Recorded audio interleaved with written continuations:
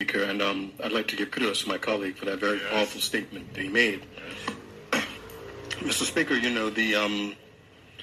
it's interesting the difference 3 years make. A couple of years ago, we were all in lockdown and learning how to use masks and hand sanitizer and all that. And, for the most part, we exist in a world now where, while there are still cases, we mostly feel as though it is over, even with the announcement of the U.S. government opening their borders to the unvaccinated. But, Mr. Speaker, we as a people have not had the opportunity to actually pause and reflect on the impact of what we've been through.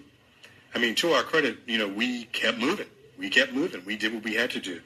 But the impact, whether it was the impact of that young man and his tragic suicide, or the many other people who've taken their lives or tried to take their lives because of the stresses it's created over the past couple of years, the people who've lost employment, lost economic opportunities, lost homes, lost family members, lost so much.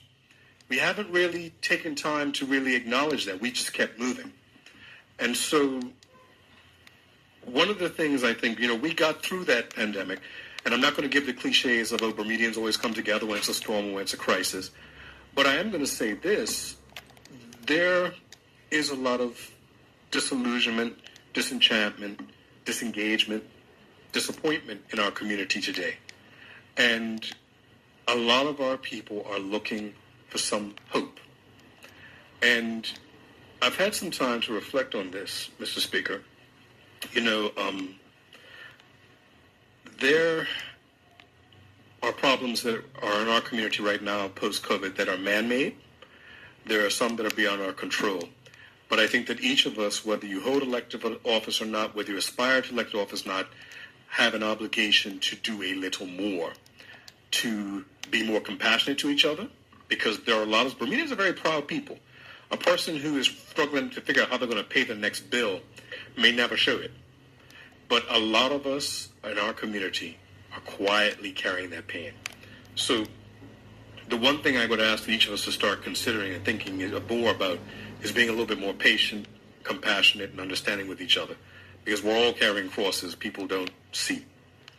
The other thing is that if you are in a position to help, if you know that your activities, your policies, your approach is creating harm while it lines your pocket, we need you to think about your country and your people and do your part to alleviate some of the suffering.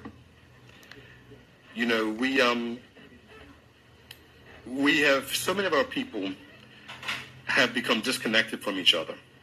And so whether it is the passing around of video footage of a motorist dying from a car accident or from a gunshot wound, or something that would seem so simple as illegal dumping of trash, if we do not see the value in each other, if we only see a person as footage to pass around and build some clout on, if we only see a spot as a place for something to dump things, we see the erosion of our society, our culture, and our way of life in ways that we cannot predict.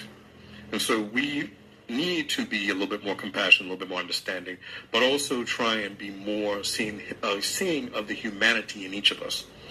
This is needed. And I spoke earlier about people feeling disillusioned and disenchanted. If you feel that way, what I have found is that you can be fulfilled by giving just 1% more, doing your part to make Bermuda 1% better in your space wherever you can.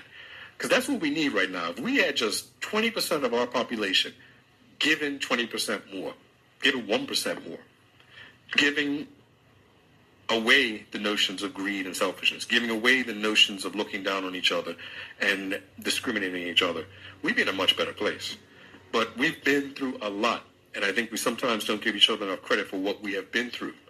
But I think that we all need to take a moment, reflect on the people that we've lost, reflect on the damage to our economy and to businesses and to homes and to children.